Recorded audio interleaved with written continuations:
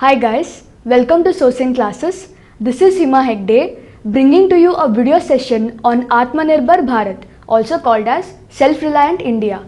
The concept of Atmanirbhar Bharat has been a frequent visitor in the newspaper in recent times, that is since the COVID-19 pandemic. In this session, I've tried and addressed the core part of the concept. So here are the snapshots of two newspaper headlines. They read, Atmanirbhar Bharat, crucial for India to become industrial power, says External Affairs Minister Jaishankar. Atmanirbhar Bharat to be force multiplier in post-COVID global economy, says Prime Minister Modi. So, likewise, there have been multiple occurrences of the same concept. Here comes the roadmap. We'll first look into what exactly is it. That is, what is the Atmanirbhar concept? What is the Atmanirbhar Bharat or Self-Reliant India concept?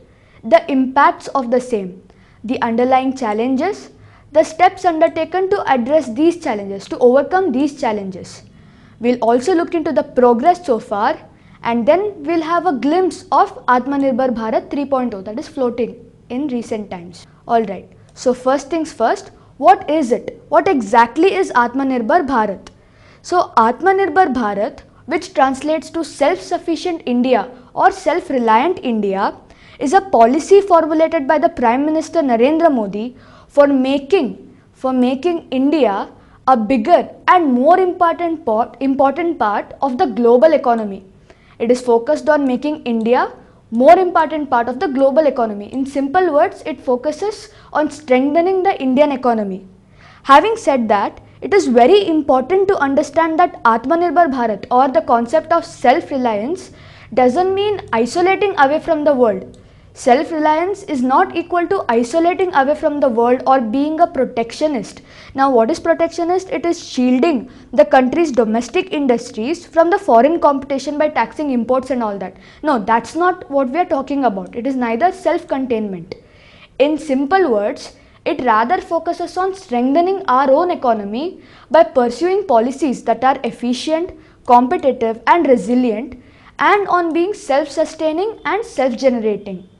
So the first mention of this concept came in the form of Atmanirbhar Bharat Abhiyan, that is the Self-Reliant India mission, during the announcement of India's COVID-19 pandemic related economic package on 12th of May 2020. So that was when this concept was first mentioned. Moving ahead, basically amidst the coronavirus pandemic, India is progressing towards Self-Reliant India mission. As you already know, COVID-19 has left never-ending disruptions. That is, you know about the GDP contraction. The GDP has fallen drastically. There has been worldwide unemployment. Also, the collapse of supply chain has led to a crippled economy. To help recover and boost the production and supply, Prime Minister announced a special economic package of 20 lakh crores. In order to overcome the aftershocks of the coronavirus pandemic, the Prime Minister announced a package of 20 lakh crores in the month of May. Now we have the 3.0 version floating, which we will address in a while. Now this package is 10% of India's GDP, that is in 2019 and 20. Now what exactly is the goal or the objective? What is the goal or the objective of the same? We have pretty much understood it. That is, it is primarily meant to strengthen and recover the economy. To sum it all up, one of the most important goals of Self-Reliant India or Atmanirbhar Bharat is to combine all the private and public sector. It is to combine the private and public sector's efforts and potential to work together in order to overcome the aftershocks of the COVID-19 pandemic. Now it aims at stabilizing the situation. Basically the economic situation that is prevailing, helping the various sectors to restart their lives. So coming back, now this package, that is this package of 20 lakh crores, this includes the packages already announced in the beginning of the lockdown, incorporating measures from the RBI, that is the measures from the RBI and the payouts under the Pradhan Mantri Garib Kalyan Yojana. So this package is inclusive of both of that. Now, further understanding what is it, it has two phases, that is the Atmanirbhar Bharat mission. It has two phases. Phase 1. Now this will consider sectors like the medical textiles, electronics, plastics, toys, where local manufacturing and exports can be promoted. So that is the phase 1. Whereas the phase 2 of the mission will consider products like gems, jewelry, pharma and steel, etc. Also, the mission would be based on 5 pillars, namely economy, that is quantum gems. We are talking about quantum gems and not incremental changes. So economy, infrastructure, one that represents modern India, then 21st century technology driven arrangements and system, that is basically system, that is technology driven. Then the demography, we are talking about population, vibrant demography of the largest democracy, and then the demand, full utilization of power of demand and supply. So these are the 5 pillars of the Atmanirbhar Bharat mission, that is economy, infrastructure, system, demography and demand. As you can see in the picture, all these 5 pillars stand being mentioned along with the package, that is the package of rupees 20 lakh crores, which is about 10% of the GDP. Also it says that the mission focuses on land, labor, liquidity and loss, and the target, that is to cater to the laborers, the middle class cottage industry, MSMEs and the industries among the others. It also mentions the reforms, bold reforms that are the need of the hour, which are needed being supply chain reforms for agriculture, rational tax systems, simple and clear laws, capable human resource, strong financial system. You have to remember the 5 pillars most importantly. And moving on, we'll have to look into the impacts of the same, that is the impact of the stimulus package. So let us address this sector wise. Let us look into the impacts sector wise. We'll first be talking about the primary sector. So the measures announced for the agricultural and allied sectors, the measures which are announced for the agriculture and allied sectors like APMC, the contract framing, etc. are particularly transformative. Now all these reforms are a step towards one nation, one market. You would have come across the saying, that is one nation, one market objective, and will help India become the food factory of the world. Help India become the food factory of the world. Now these would be finally helping in achieving a goal of self-sustainable rural economy, self-sustainable market or the self-sustainable rural economy. Now coming to the secondary sector, here MSME is the star of the show. Now given the importance of MSMEs for the Indian economy, the rupees 3 lakh crore, that is 3 lakh crore collateral free loan facilities for MSMEs under this package will help this finance starved sector and thereby provide a kickstart to the dismal state of the economy. Also, as the MSME sector is the second largest employment generating sector in India, I repeat, as MSME sector is the second largest employment generating sector in India, this will help to sustain the labor intensive industries. Additionally, the FDI, that is the foreign direct investment in defense, will go from 49% to 74%. The limit of FDI will go from 49% to 74%. Now this is a pretty good rise and it will give the much needed boost in the production. Moving on, we have the tertiary sector. The government has adopted a balanced approach in addressing concerns across the sectors. Now for example, the newly launched PM eVidya program. The PM eVidya program for multi-mode access to the digital online education provides a uniform learning platform. Now this one, the PM eVidya program, it provides a learning platform for the whole nation which shall enable the schools and universities to stream courses online without further loss of teaching hours. Also, the public expenditure on health will be increased. That is by investing in the grassroots health institutions and ramping up the health and wellness centers in rural and urban areas. So that's how the expenditure of health also will go high. Having understood the impacts, let us now look into the challenges, the associated challenges. First one, the issues related to the liquidity. So now the package of rupees 20 lakh crore comprises of both fiscal and monetary measures. Now the latter, that is the monetary measures, being in the nature of credit, guarantees and liquidity infusions into bank and other financial sector institutions rather than the economy per se. Now the majority of the package is liquidity measures that are supposed to be transmitted by RBI to the bank and the banks to the citizens. Now this transmission wouldn't be as smooth owing to the inefficient transmission of monetary policy. So this is about the liquidity issues. Next and the most obvious one would be the lack of demand. Now the lockdown has lowered the aggregate demand and a fiscal stimulus is needed.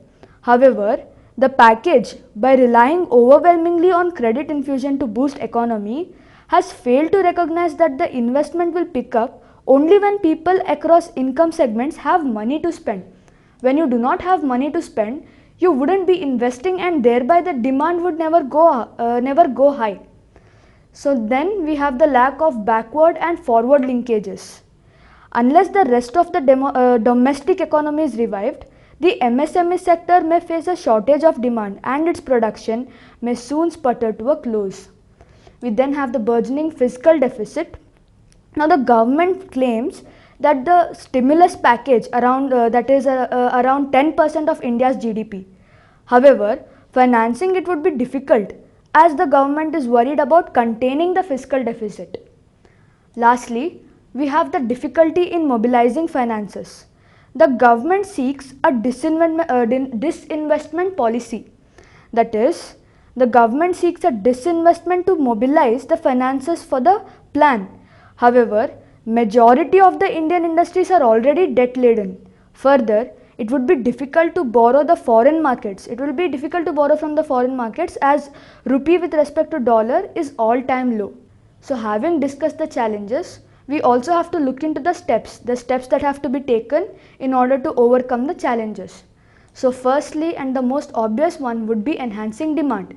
We have already looked under the challenges section that the COVID-19 pandemic has lowered the aggregate demand. The demand has stooped to the lowest point possible. As a result, it is important to enhance the demand. The economic package for the country emerging out of the lockdown requires a stimulus, and the best way for this would be to spend on greenfield infrastructure. Next, we have mobilizing finances. For financing of the stimulus package, India's foreign reserves stand at all-time high, which could be strategically used to finance its needs. The rest may have to come from privatization, taxation, loans, and more international aid. Ultimately, the holistic reforms. Any stimulus package will fail to reflect the trickle-down effect until and unless it is backed up by reforms in various sectors, all the sectors, that is holistic. We are talking about all-round reform, that is, it has to be backed by all the sectors. Thus, the Atmanirbhar plan also encompasses the finished agenda of holistic reforms, which may include reforms in civil services, education, skill, labor, etc. Having understood the challenges and the steps, let us now look into some positive aspect, that is the progress made by the Atmanirbhar Bharat mission, Bharat Abhiyan. So firstly, self-sufficient in terms of food grains today.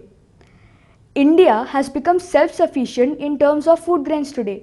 India is not only in a condition to feed its people, it is now also capable of feeding the entire world, which could have been possible because of the financial credits or the loan concessions provided as a part of the Self-Reliant India mission. Secondly, the quality of agricultural produce has improved. Now, how did this become possible? Indian mission to boost the crop management, repayment and rural banks efficiency and the infrastructure development, advancement in technology, all of this have paved a way in the improvement of the quality of agricultural produce. Next, self-sufficient in manufacturing of the medical equipment and the health sector. India is now self-sufficient in the manufacturing of medical equipment and the health sector. It has produced good masks, PPE kits, medicines, ventilators, etc. The expansion of the PPE manufacturing industry in India from almost non-existent local production to the world's second largest producer is a clear indication of India's unmatched potential. Next, free gas cylinders and other basics. More than 7 crore indigenous families have been provided with free gas cylinders and other basics. Food grains were distributed to 80 crore people for free of cost. Now, the new Consumer Protection Act of 2019 was introduced under the Self-Reliant India mission to save the customers from the garb of fraud and cheating and make them self-reliant. Lastly, and most significantly, women are becoming self-sufficient in real sense.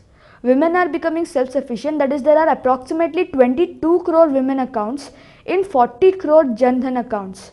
More than 70% of the 25 crore Mudra loans were in favor of women. The women have become self-sufficient in real sense post the self-reliant mission. So lastly, let us look into the Atmanirbhar Bharat 3.0. Let us take a glimpse of what is Atmanirbhar Bharat 3.0. Now this is the latest measure which came about in the mid-November, wherein the government has announced a fresh set of measures. That is, it has released a package of worth around 1.2 lakh crore rupees. 1.2 lakh crore rupees to boost the job creation, provide liquidity support to the stressed sectors and encourage economic activity in housing and infrastructure areas. Additionally, an outlay of rupees 65,000 crore is being provided as fertilizer subsidy. Now what is all this aimed at? Again, it is mainly aimed at incentivizing the creation of new employment opportunities during the COVID-19 recovery phase. Now what have we looked at? Coming back, we have learned as to what exactly is the Atmanirbhar Bharat Abhiyan concept. We also had a glimpse of the Atmanirbhar Bharat 3.0. We learned about the challenges and the steps to be taken for the same. We also looked into the progress made by the Atmanirbhar Bharat mission, that is the Abhiyan. So that is about it with today's video. Hope you found it informative. For any details regarding the courses, visit the official Sourcing Classes website, that is the www.sourcingclasses.com. Thank you.